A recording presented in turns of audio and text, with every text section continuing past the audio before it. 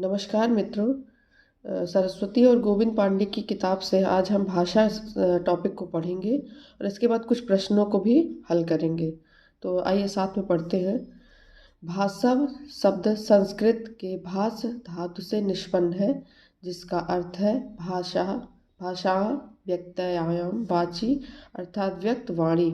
भाषा का अर्थ क्या हुआ? भाषा धास धातु से बनी है और इसका अर्थ क्या हुआ? व्यक्त, वाणी, यानी जो हम बोलते हैं या अपनी बातों को जो बताते हैं वही भाषा है।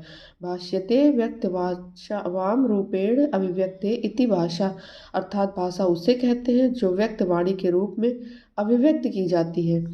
भारतीय तथा पाश्चात्य विद्वानों ने भाषा की परिभाषा निम्न ढंग से प्रस्तुत की गई है।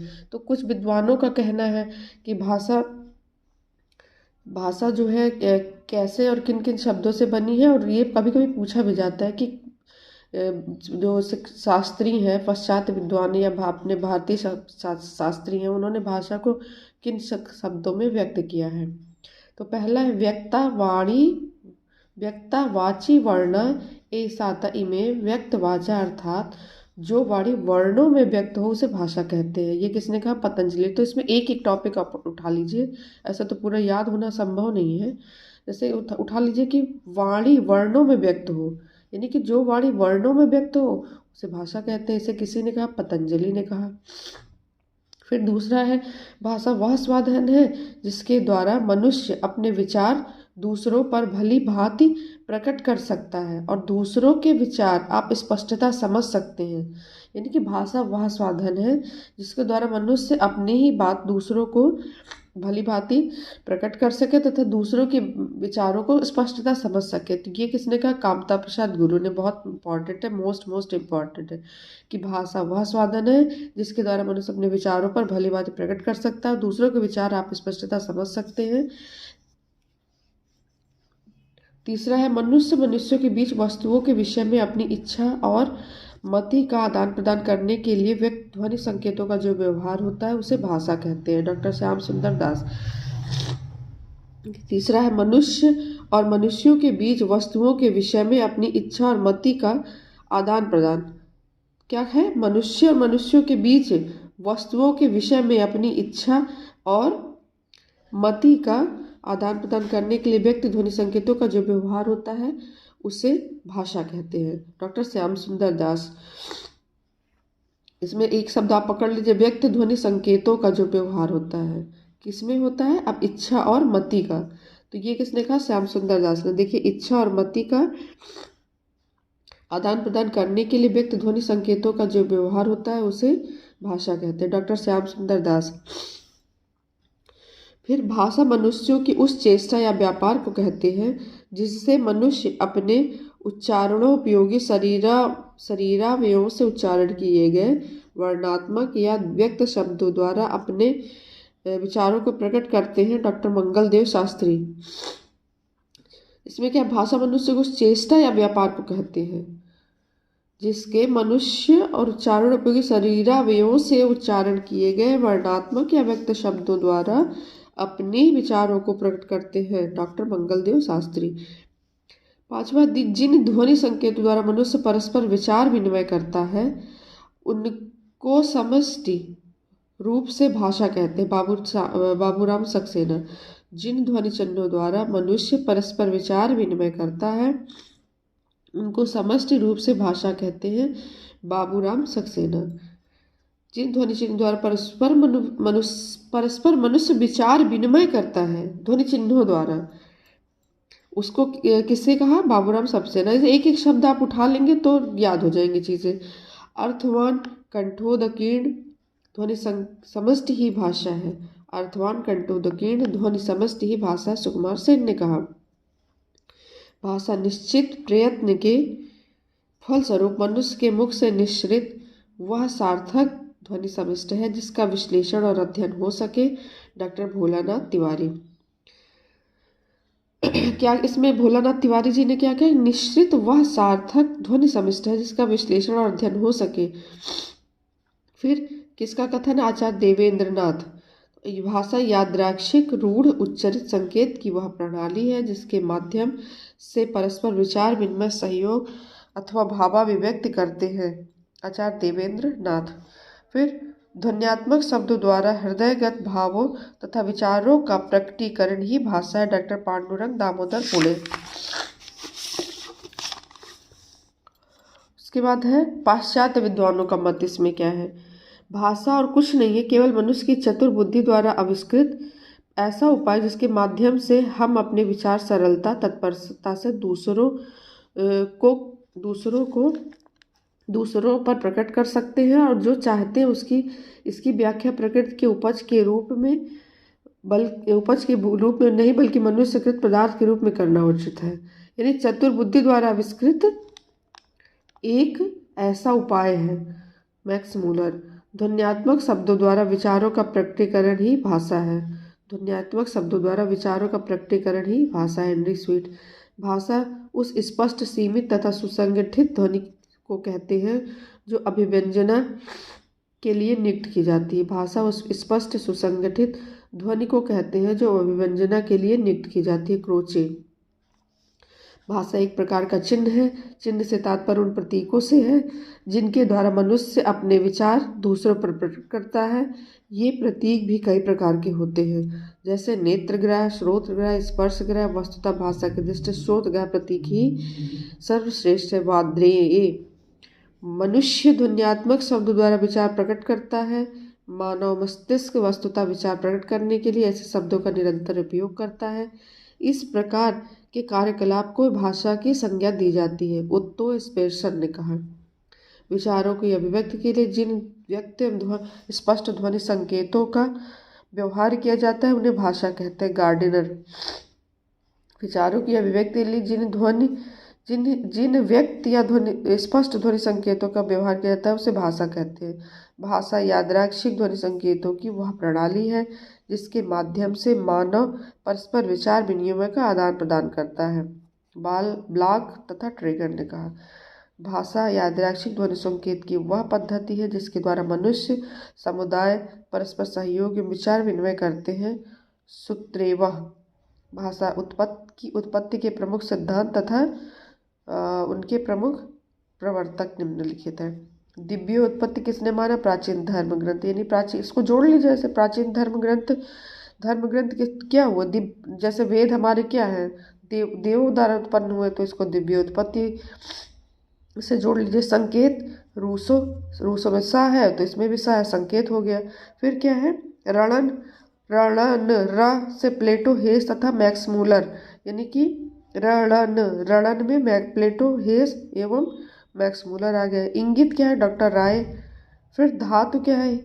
धातु सिद्धांत किसका है? हेज और मैक्स मूलर का है। जैसे राय क्या होगा? राय, इसको जोड़ लीजिए ऐसे राय, यानी कि राय दिया किसने? इंगित ने। श्रम ध्वनि न्वारे, श्रम न्वारे। संपर्क का क्या हो गया? जी रेबेज। समन्वय हेनरी स्वीट। समन्वय हमेशा स्वीट होते हैं। ऐसे सन 1866 ईस्वी में पेरिस में भाषा की एक समिति डॉक्टर सी एते द लोगिस्टिक ने अपने अधिनियम में निर्देश दिया कि भाषा की उत्पत्ति और विश्व निर्माण इन दो विषयों पर विचार नहीं किया जाएगा। यानी किस पर विचार नहीं किया जाएगा? किसने किया? भाषा विज्ञान की एक समिति थी, ला सीसी एते द लिंग्विस्टिक में अपने अधिनियम में निर्देश दिया। कब? 1866 पेरिस में निर्देश दिया कि भाषा की उत्पत्ति और विश्व भाषा निर्माण इन दो विषयों पर विचार नहीं किया जाएगा। भाषा की विशेषताएं प्रवृत्तियां निम्नांकित हैं, कल देखेंगे। धन्यवाद। नमस्कार मित्रों, सरस्वती और गोविंद पांडे की किताब से आज हम भाषा टॉपिक को पढ़ेंगे और इसके बाद कुछ प्रश्नों को भी हल करेंगे। तो आइए साथ में पढ़ते हैं। भाषा शब्द संस्कृत के भाष धातु से निष्पन्न है जिसका अर्थ है भाषा व्यक्तयाम वाची अर्थात व्यक्त वाणी। भाषा का अर्थ क्या हुआ? भाषा धातु से बनी है और इसका अर्थ क्या हुआ? व्यक्त वाणी, यानी जो हम बोलते हैं या अपनी बातों को जो बताते हैं वही भाषा है। भाष्यते व्यक्त वाचावाम रूपेण अभिव्यक्ते इति भाषा, अर्थात भाषा उसे कहते हैं जो व्यक्त वाणी के रूप में अभिव्यक्त की जाती है। भारतीय तथा पाश्चात्य विद्वानों ने भाषा की परिभाषा निम्न ढंग से प्रस्तुत की गई है। तो कुछ विद्वानों का कहना है कि भाषा भाषा जो है कैसे और किन किन शब्दों से बनी है, और ये कभी कभी पूछा भी जाता है कि जो शास्त्री हैं, पाश्चात्य विद्वान या अपने भारतीय शास्त्री हैं, उन्होंने भाषा को किन शब्दों में व्यक्त किया है। तो पहला है व्यक्ता वाणी, व्यक्ता वाची वर्ण ऐसा इमे व्यक्त वाचा, अर्थात जो वाणी वर्णों में व्यक्त हो उसे भाषा कहते हैं। ये किसने कहा? पतंजलि। तो इसमें एक एक टॉपिक आप उठा लीजिए, ऐसा तो पूरा याद होना संभव नहीं है। जैसे उठा लीजिए कि वाणी वर्णों में व्यक्त हो, यानी कि जो वाणी वर्णों में व्यक्त हो उसे भाषा कहते हैं। इसे किसी ने कहा? पतंजलि ने कहा। फिर दूसरा है भाषा वह साधन है जिसके द्वारा मनुष्य अपने विचार दूसरों पर भली भांति प्रकट कर सकता है और दूसरों के विचार आप स्पष्टता समझ सकते हैं। यानी कि भाषा वह साधन है जिसके द्वारा मनुष्य अपनी ही बात दूसरों को भली भांति प्रकट कर सके तथा दूसरों के विचारों को स्पष्टता समझ सके। तो ये किसने कहा? कामता प्रसाद गुरु ने। बहुत इंपॉर्टेंट है, मोस्ट इम्पॉर्टेंट है कि भाषा वह साधन है जिसके द्वारा मनुष्य अपने विचारों पर भली भांति प्रकट कर सकता है, दूसरों के विचार आप स्पष्टता समझ सकते हैं। तीसरा है मनुष्यों के बीच वस्तुओं के विषय में अपनी इच्छा और मति का आदान प्रदान करने के लिए व्यक्त ध्वनि संकेतों का जो व्यवहार होता है उसे भाषा कहते हैं। डॉक्टर श्याम सुंदर दास। तीसरा है मनुष्य और मनुष्यों के बीच वस्तुओं के विषय में अपनी इच्छा और मति का आदान प्रदान। क्या है? मनुष्य और मनुष्यों के बीच वस्तुओं के विषय में अपनी इच्छा और मति का आदान प्रदान करने के लिए व्यक्त ध्वनि संकेतों का जो व्यवहार होता है उसे भाषा कहते हैं। डॉक्टर श्याम सुंदर दास। इसमें एक शब्द आप पकड़ लीजिए, व्यक्त ध्वनि संकेतों का जो व्यवहार होता है किसमें होता है? अब इच्छा और मति का। तो ये किसने कहा? श्याम सुंदर दास ने। देखिए, इच्छा और मति का आदान प्रदान करने के लिए व्यक्त ध्वनि संकेतों का जो व्यवहार होता है उसे भाषा कहते हैं। डॉक्टर श्याम सुंदर दास। फिर भाषा मनुष्यों की उस चेष्टा या व्यापार को कहते हैं जिससे मनुष्य अपने उच्चारणोपयोगी शरीरावयवों से उच्चारण किए गए वर्णात्मक या व्यक्त शब्दों द्वारा अपने विचारों को प्रकट करते हैं। डॉक्टर मंगलदेव शास्त्री।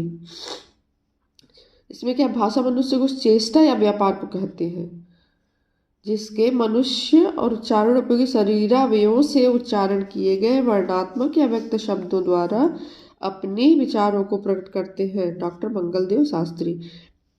पांचवा, जिन ध्वनि संकेतों द्वारा मनुष्य परस्पर विचार विनिमय करता है उनको समष्टि रूप से भाषा कहते हैं। बाबूराम सक्सेना। जिन ध्वनि चिन्हों द्वारा मनुष्य परस्पर विचार विनिमय करता है उनको समष्टि रूप से भाषा कहते हैं। बाबूराम सक्सेना। जिन ध्वनि चिन्ह द्वारा परस्पर मनुष्य विचार विनिमय करता है ध्वनि चिन्हों द्वारा, उसको किससे कहा? बाबूराम सक्सेना। एक एक शब्द आप उठा लेंगे तो याद हो जाएंगी चीजें। अर्थवान, कंठोदकीर्ण ध्वनि समष्टि ही भाषा है। अर्थवान, कंठोदकीर्ण ध्वनि समष्टि ही भाषा। सुकुमार सेन ने कहा। भाषा निश्चित प्रयत्न के फलस्वरूप मनुष्य के मुख से निश्रित वह सार्थक ध्वनि समष्टि है जिसका विश्लेषण और अध्ययन हो सके। डॉक्टर भोलानाथ तिवारी। क्या इसमें भोलानाथ तिवारी जी ने क्या कहा? निश्चित वह सार्थक ध्वनि समष्टि है जिसका विश्लेषण और अध्ययन हो सके। फिर किसका कथन? आचार्य देवेंद्र नाथ। भाषा यादृच्छिक रूढ़ उच्चरित संकेत की वह प्रणाली है जिसके माध्यम से परस्पर विचार विनिमय सहयोग अथवा भावाभिव्यक्ति करते हैं। आचार्य देवेंद्र नाथ। फिर ध्वन्यात्मक शब्दों द्वारा हृदयगत भावों तथा विचारों का प्रकटीकरण ही भाषा है। डॉक्टर पांडुरंग दामोदर पुणे। उसके बाद है पाश्चात्य विद्वानों का मत। इसमें क्या है? भाषा और कुछ नहीं है, केवल मनुष्य की चतुर बुद्धि द्वारा आविष्कृत ऐसा उपाय जिसके माध्यम से हम अपने विचार सरलता तत्परता से दूसरों पर प्रकट कर सकते हैं और जो चाहते हैं इसकी व्याख्या प्रकृति के उपज के रूप में नहीं बल्कि मनुष्यकृत पदार्थ के रूप में करना उचित है। यानी चतुर बुद्धि द्वारा आविष्कृत एक ऐसा उपाय है। Max Muller. ध्वन्यात्मक शब्दों द्वारा विचारों का प्रकटीकरण ही भाषा है। ध्वन्यात्मक शब्दों द्वारा विचारों का प्रकटीकरण ही भाषा है। Henry sweet. भाषा उस स्पष्ट, सीमित तथा सुसंगठित ध्वनि को कहते हैं जो अभिव्यंजना के लिए नियुक्त की जाती है। भाषा उस स्पष्ट, सुसंगठित ध्वनि को कहते हैं जो अभिव्यंजना के लिए नियुक्त की जाती है। क्रोचे। भाषा एक प्रकार का चिन्ह है। चिन्ह से तात्पर्य उन प्रतीकों से है जिनके द्वारा मनुष्य अपने विचार दूसरों पर प्रकट करता है। ये प्रतीक भी कई प्रकार के होते हैं, जैसे नेत्रग्रह, श्रोत्रग्रह, स्पर्शग्रह। वस्तुतः भाषा की दृष्टि श्रोत्रग्रह प्रतीक ही सर्वश्रेष्ठ है। वाद्रेय।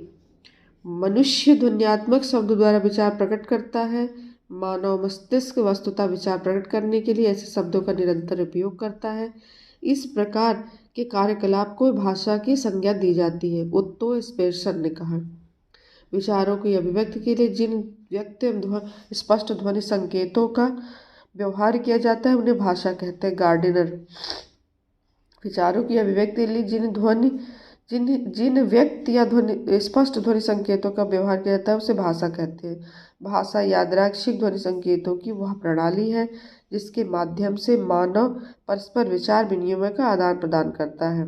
ब्लॉक तथा ट्रेगर ने कहा, भाषा यादृच्छिक ध्वनि संकेत की वह पद्धति है जिसके द्वारा मनुष्य समुदाय परस्पर सहयोग एवं विचार विनिमय करते हैं। सूत्रेवह।